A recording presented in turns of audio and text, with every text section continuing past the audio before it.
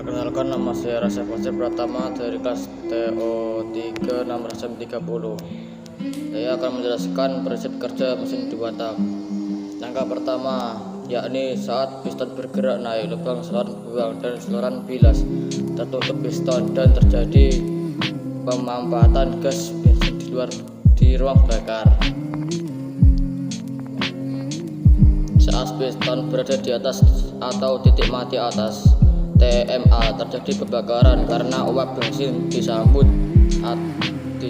percikan api busi. Kemudian pada piston berada di atas atau TMA, di bawahnya lubang saluran masuk terbuka, gas bensin baru dari karburator kemudian masuk ke dalam ruang bakar. Langkah kedua yakni saat piston turun dari TMA, lubang saluran buang hasil pembakaran terbuka, yang dimana diikuti lubang saluran bilas. Selain itu, pada motor bakar 2 tak juga terdapat valve yang berfungsi sebagai katup masuk dan katup penahan campuran bahan bakar dan udara pada ruang engkol. Valve pada ruang engkol motor bahan 2 tak akan membuka saat piston bergerak dari TMB ke TMA dan menutup saat piston bergerak dari TMA ke TMB. Selanjutnya saya akan menjelaskan cara kerja mesin 4 tak. Yang pertama, langkah hisap intake. Pada langkah ini piston bergerak dari titik mati atas ke titik mati bawah secara bersamaan.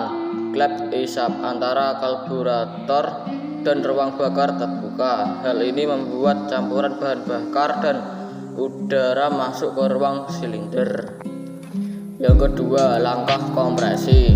Di sini piston bergerak naik dari titik mati bawah ke titik mati atas. Hal ini mengakibatkan klep hisap dan klep buang tertutup. Piston yang naik akan memanfaatkan campuran bahan bakar dan udara di ruang silinder hingga suhu udara menjadi tinggi.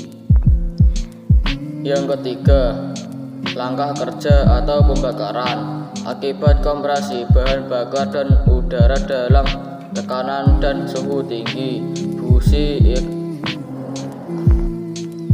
akan menyala dan mempercikan bunga api yang membakar campuran bahan bakar dan udara yang sudah panas. Terjadilah ledakan tenaga yang membuat piston dari titik mati atas menuju titik mati bawah. Akibat gerakan piston yang menuju ke bawah menyebabkan truk as berputar dan menghasilkan tenaga. Langkah keempat, buang. Setelah terjadi pembakaran, tentu saja gas sisa pembakaran harus dibuang. Pada langkah ini, piston kembali bergerak dari titik mati bawah ke titik mati atas, yang secara bersamaan terjadi pembukaan pada klep buang.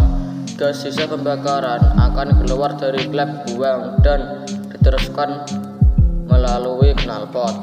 Setelah langkah buang, siklus kerja mesin 4 tak akan kembali diulang lagi ke langkah hisap. Katup buang akan menutup dan katup hisap akan kembali terbuka saat piston turun ke titik mati bawah dan seterusnya.